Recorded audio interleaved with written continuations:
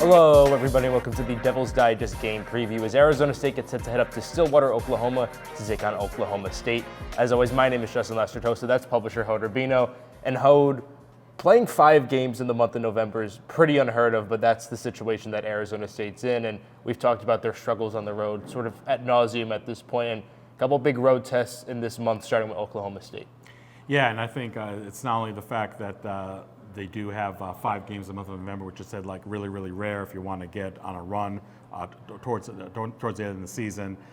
That's definitely a large number of games. And in Arizona State's case, and we'll talk about that a little more in a few minutes, 3 of those games are on the road.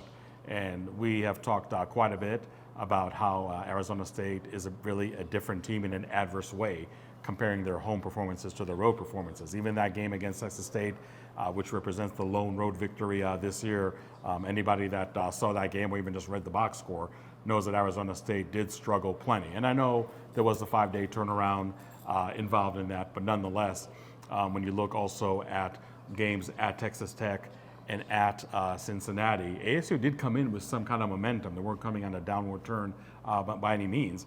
But still, the way they play on the road is definitely has been a big cause of concern.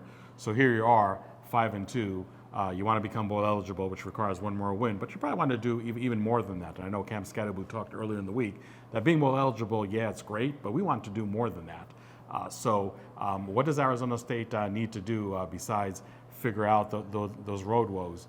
Well, I would say when it comes to the offense, the running back by committee, which I know the coaches have been talking about ever since the preseason, how much you want to implement that. And here we are, Cam Scatterbu getting, it seems like a heavier workload almost each and every game, and be doing great. I mean, he's definitely the talk of the program, the talk nationwide.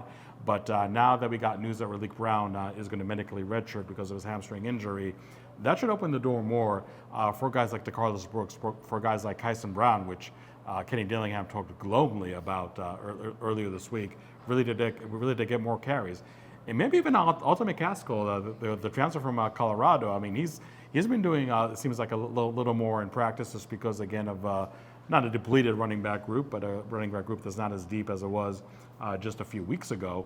And I know a lot of people talk about McCaskill being maybe the face of this position group in 2025, but maybe this is a player that can be, I don't know, that rabbit out of the hat, if you will, for the month of November, and just really add more depth, and more importantly, give looks to defenses that they haven't seen so far, because Alton McCaskill has played really, really sparingly until now. Another thing I would say that really needs to really improve in the month of November is the passing game. There has to be a wide receiver not named Jordan Tyson that's going to step up and at least provide some kind of consistency. We talked about this, I believe, in our post game after the Cincinnati loss, that Xavier Guillory was out for that game, but it seems like he was getting into a really good rhythm based on how he played against Kansas and played against Utah in consecutive weeks. So now, I'm curious to see that if he is going to play at Oklahoma State, can he be that player to take the pressure off Jordan Tyson? Can he be just another good weapon for Sam Levitt at quarterback? And I know there's going to be a lot to be talked about the passing game now expected to perform at a much higher level, just because it's Sam Levitt and not Jeff Sims behind center. But again, we need the wide receiver as a whole. Really need to see that, to see them stepping up. Guys like Melquan Stovall, Jake Smith, Troy O'Meary. If those guys really don't step up their game, I don't know if it's really going to matter that much who's going to be behind center or not. And again, somebody aside from Jordan Tyson really has to carry the load, not only this week, but for the entire month of November. Yeah, and ASU heads up to Stillwater with another chance to potentially clinch bowl eligibility. And on paper, it seems like an opportune time going up against an Oklahoma State team that's lost all 5 of its last games, hasn't won a game in the Big 12 Conference yet this season, but still a team that could easily light up the scoreboard, especially with a guy like Ollie Gordon in the backfield. Yeah, I mean, you look at their offense, I mean, they're averaging 30 points. So you really can't say that the offense was the main culprit in this 5-game losing streak. With Ollie Gordon, it is kind of interesting. First of all, I mean, I don't think in the 2 previous meetings between the teams that he really, was lighting up the ASU defense by any means. But more importantly, if you look at his stats, you see there's kind of a dichotomy over there. He scored 8 touchdowns so far. Going into the first week of November, that is a great number for any running back, especially in a Power 4 team. On the other hand, he's only averaging just over 4 yards a carry. Not horrible, but from a guy that was a 2023 Doc Walker Award recipient last year, you probably would expect something more like 5 or 6 yards per carry. And the number I think that really jumps at me, he's only averaging 71 yards a game. Again, when you're talking about a running back of that caliber, those numbers are kind of surprising. Now, it goes without saying that any team, including Arizona State, that faces Oklahoma State, they want to stop Ollie Gordon, they want to stop the running game, and it seems like they are doing a really good job, especially in this 5-game losing streak that the Cowboys are experiencing. So now the question is, okay, can the passing game compensate for that? So you have a quarterback in Alan Bowman that actually lost his job earlier in the year and only played in the BYU game because Garrett Rangel, their starting quarterback then, was injured. And Bowman is somebody who lives by the sword and dies by the sword. What do I mean by that? Averages 262 yards. That is a healthy passing average. Has 14 touchdowns, but also has 10 interceptions. So when you look at Ollie Gordon really not putting up monster numbers like you would expect him to be, then there's a lot of third and long that Oklahoma State really has to encounter now. And when Alan Bowman is faced with those situations, he's not really all that successful. They got issues on the other side of the ball, and probably even bigger ones. We'll talk about that in a second. But the offense for Oklahoma State is one of those sneaky, dangerous offenses. Even though Ollie Gordon, like I said, is not having gaudy stats, even though Alan Bowman is very, very turnover prone. But this is an offense that the ASU defense really has to keep an eye on. And this is an ASU defense, that we talked about after the last 2 road losses, really gets punched in the face quite a bit early on, and then just dig himself a hole, which they may be able to turn in a better second half. But the damage, at least in those 2 cases, Texas Tech and Cincinnati, was already done. So I think this ASU defense has to not only play well, but to really start well, because I think that can maybe create a good domino effect for the rest of the contest. The offense clearly not the main problem for this Cowboys team. On defense, boasts the worst running defense in the entire conference, and that's something that ASU can definitely take advantage of. Yeah, and I think that on paper you think, okay, this is really a dream matchup. I mean, ASU's bread and butter, ground attack, versus the worst run defense in the Big 12. But let me take you back 2 weeks ago to Cincinnati. Cincinnati, I think, was the 3rd worst run defense then. I think it got a little worse than that. And ASU, even though they put up 191 yards on the ground, which you think, okay, well, that's a number you expect from ASU. And when you see that number, you also expect that game to go in the win column. But obviously ASU did lose that game. So it's not a matter of just maybe putting up yards, but also really running effectively. And as we know, Cam Scadaboo, with that early fumble against Cincinnati, and the running game really not getting into groove until the second half, really did hurt Arizona State. So much like you want the defense to come out of the gates much stronger than they have in other road games, you definitely want this running game to perform well, because, like you said, Justin, it's there for the taking. I mean, when you're this far into the season, your run defense is what your run defense is.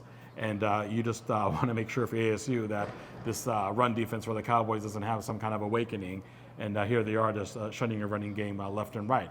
And again, talking about the running back in committee, you want to see more running backs, not only to keep Cam Scadaboo fresh, but also to give the defense different looks that maybe they haven't seen all that much on film. Cam Scadaboo is really an open book at this point when you have such a big workload, which really makes, I think, his stats and his performance this year even that much more impressive. Everybody knows it's coming, you still can't stop it for the most part.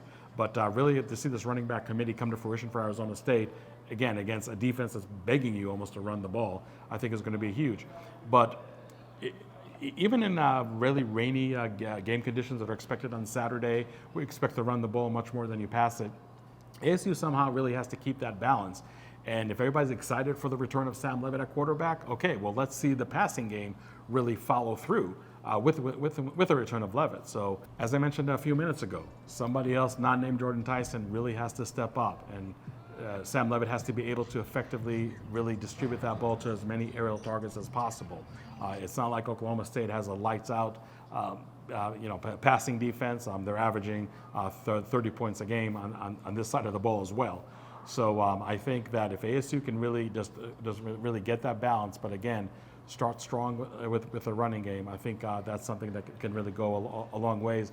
And again, with the weather conditions, maybe just really, even though it's weather conditions that really are begging you almost to really run the ball much more than you pass it, if any way you can achieve that balance, I think you can come up successful.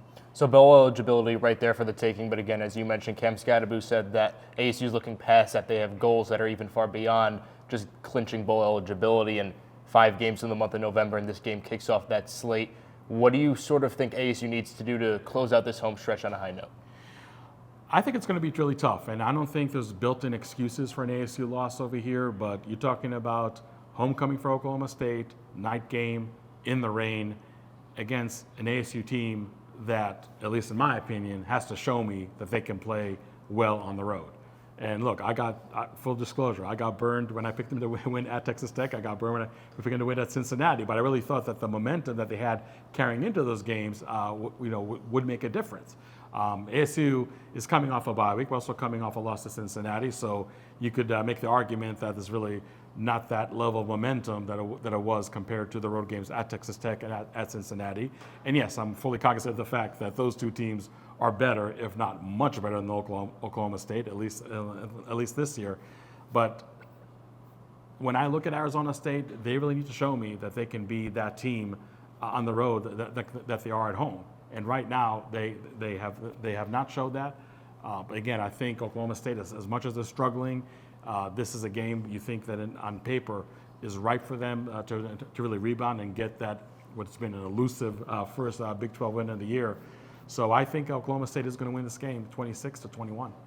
Well, thank you, Hode, for your insight. The entire Devil's Digest crew will be in Stillwater to catch all the action. So to follow all the coverage, go to DevilsDigest.com. Follow Devil's Digest on Twitter at Devil's Digest. We'll talk to you guys in Stillwater. Have a good night.